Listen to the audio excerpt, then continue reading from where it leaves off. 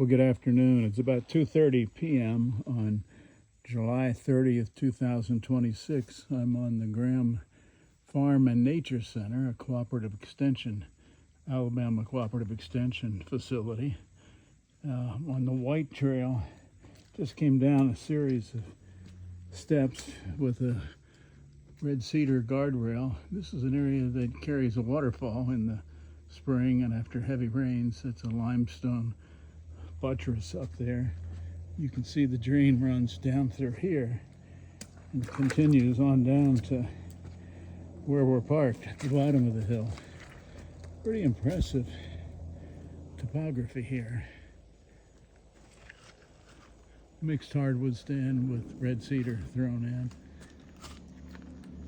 Great late midsummer afternoon.